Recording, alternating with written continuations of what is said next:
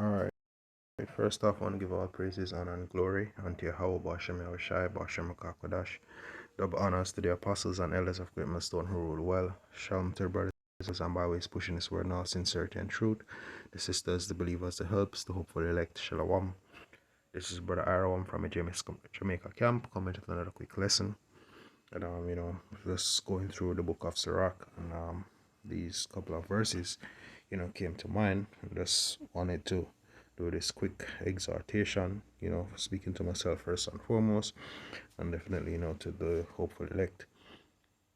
All right, and I'm just gonna get right into it. Lord willing, this is edifying. So this is the book of Sirach, chapter 23, verse 5. And it says, Turn away from me vain hopes and concupiscence, and thou shalt uphold him that is desirous always to serve thee. Let not the greediness of the belly nor the lust of the flesh take hold of me, and give not over thy servant into an impudent mind. And I think that's a good prayer, for us of the hopeful elect, to actually, to ask Yahweh Shem Yahushai, for, for the spirit, and to, keep certain things away from us, and certain mindsets away from us, especially within these last days where,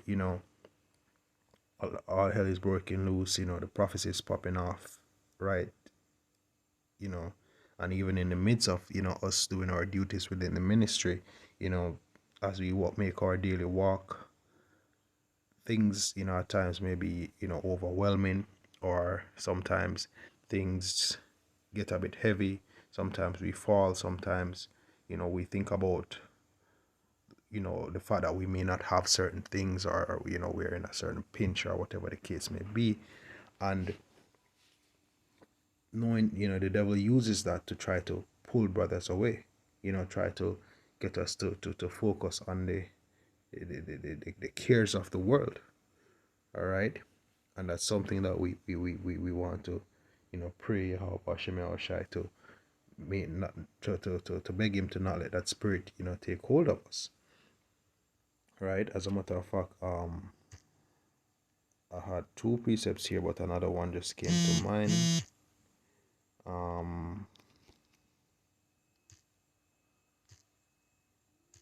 Anxious. So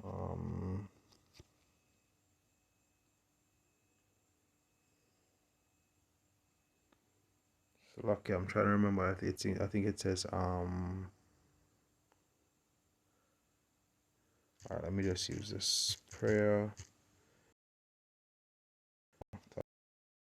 Department. Here we are. This is Philippians 4 verse 6. It says, Be careful for nothing, but in everything by prayer and supplication with thanksgiving, let your request be known unto the Most High, and the peace of the Most High, which passeth all understanding, shall keep your hearts and minds through the Messiah Yahushai. And that's the thing, if we don't let our if you look up this word careful, I think it goes back to anxious, right? Right, to be anxious, to be troubled with cares, to care for, look out for a thing, to seek, to promote one interest, caring or providing for, so we shouldn't be, troubled for anything, or anxious for anything. And, it's not a case where if you need something, you shouldn't pray for it. But we have to be careful, as it says in the Apocrypha, that we should think upon, meditate upon what we want to say before we pray, because we don't want it to be a case where we're praying, for great gain in the society, or praying with the mindset of being well off, so to speak. But whatever it is that you are praying for, like, let's say that you're in a situation where where you may need a car, and you pray to the Lord to help you to get a vehicle as to help you to get from point A to point B, in a more efficient manner, or even a safer manner, so that it helps with with whatever your situation is. If it's a case that you may need a car, right? Or, whatever it is, you may need something, you pray for it, but we don't want to pray um with the mindset of lust and being dragged into the whole mindset of those that are in the world, because we currently lack, or it would be nice to have certain things, or it's like, you're feeling down and out because you know you aren't in the best position right now, or things may seem out of place where you're concerned, and I've been there, so I can speak from my personal experience that we have to just be careful with the mindset, while we're praying, and while we're in, whether it's a destitute situation, or we're overwhelmed, um in any way, shape, or form, right? And this usually happens when it comes to, if I'm being honest, it usually happens when it comes on to financial afflictions. There are times when you start to think, your mind can go to a carnal place. So it's good to have the prayer that I read from, Ecclesiasticus, to ask the Most High to help us have, a clear and balanced mind. And also, that also helps us not to pray, you know with the wrong spirit. All right. So I'm gonna get my next precept. Hmm. Which one was I gonna get? All right, I'll get First John chapter 2, verse 15. Right, it says, "Love not the world, neither the things that are in the world. If any man love the world, the love of the Father is not in him."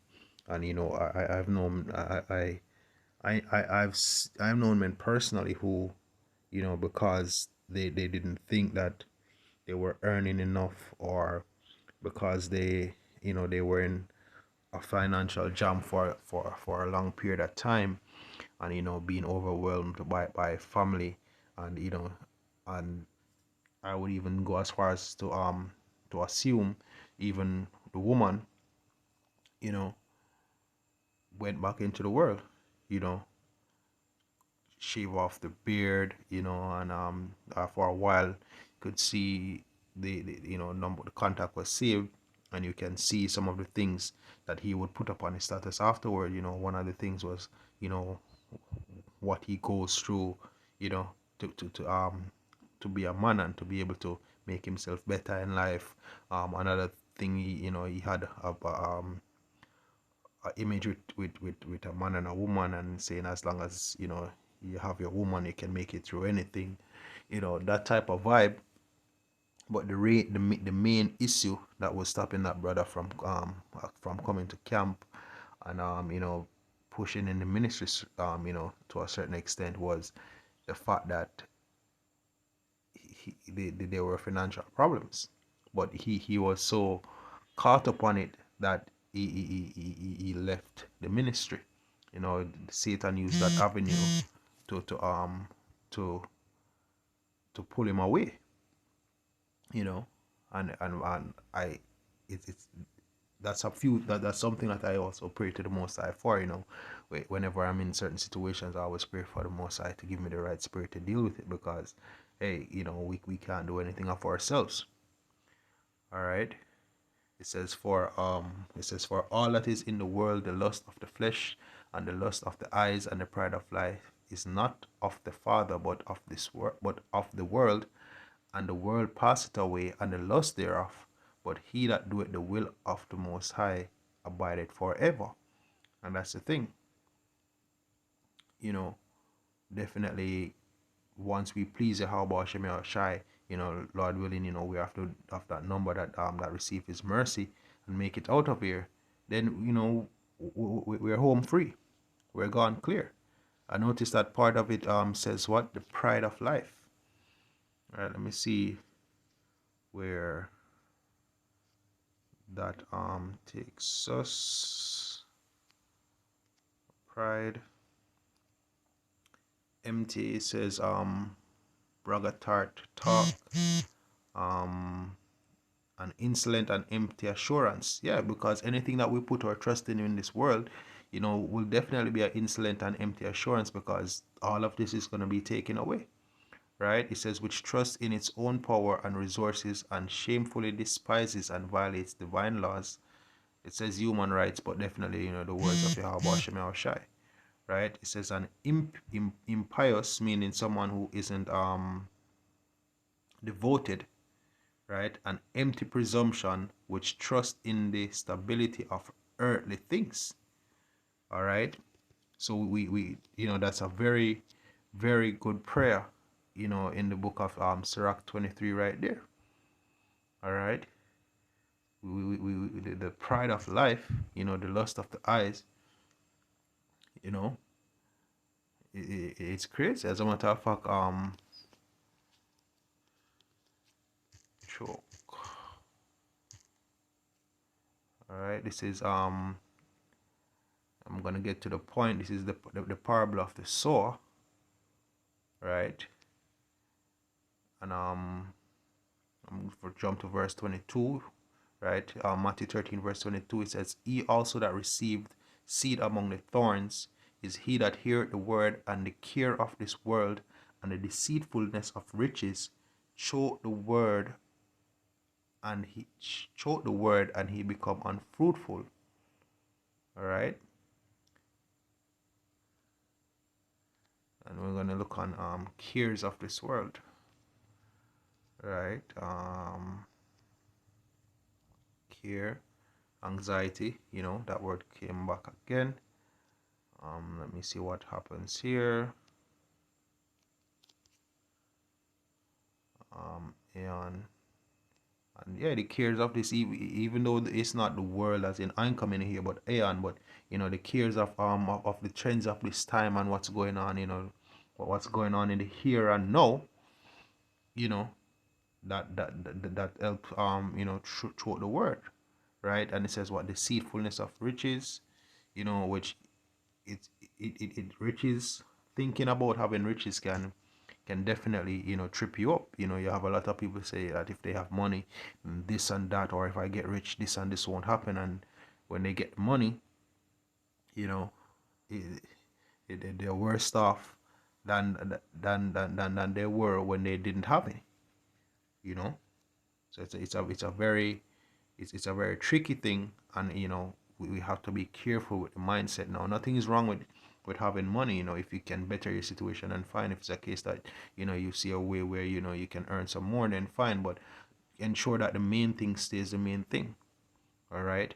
But it doesn't matter how overwhelmed we are or whatever the situation is, that's something that we need to be mindful of. And also another thing to think about as well is the fact that if it's a case that you don't have certain things, it could be that the Lord is ensuring that you don't have it, because if you do, you're just going to destroy yourself, or it's going to take you off the path, or you're just not in your spirit is not at the level where you can handle whatever it is you think that you need in this moment and time. And maybe, to be honest, maybe that's not what you need in this moment, in this particular moment and time.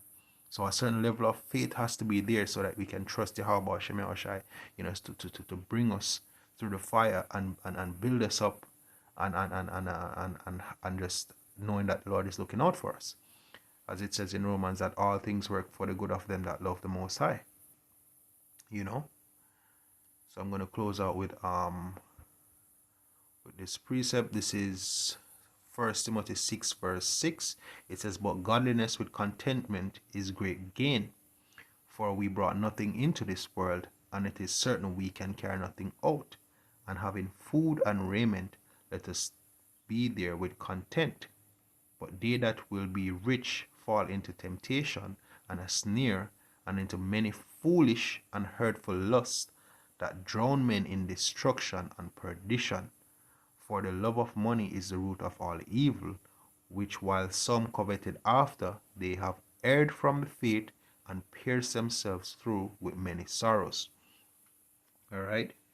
So praying that prayer, I'm actually going to get it before I close. I'm going to read it once more, from the book of Sirach, to be guarded against, vain hopes, the greediness of the belly and the lust of the flesh, It's a very, very good prayer to have, especially in these last days, because hey, there's a lot of distractions out there. There's a lot of things that are there to try to pull us away from the truth. But once we stay, within the spirit and power of Yahweh Hashem Yahushai, and praying Yahweh Hashem Yahushai to keep His spirit upon us, once we pray that with faith, then we'll be fine. But it's a thing that we have to be mindful of. All right. So I'm just going to read this once more and then I'm going to close out. This is Sirach 23 verse, or the book of Ecclesiasticus 23 verse 5. Turn away from me vain hopes and concupiscence, and thou shalt hold him up that is desirous always to serve thee. Let not the greediness of the belly, nor the lust of the flesh take hold of me, and give not over me thy servant into any impudent impudent mind. Slakia. Right? And give not over me thy servant into an impudent mind. Alright? So hopefully this was edifying. Once more, I want to give all praises, honor, and glory unto Yahweh Hashem Yahushai, Hashem Kodash. Double honors to the apostles and elders of Great Millstone who rule well. Shalom to the brothers in the highways and byways pushing this word, not sincerity and truth. The sisters, the believers, the helps, the hopeful elect. Shalom.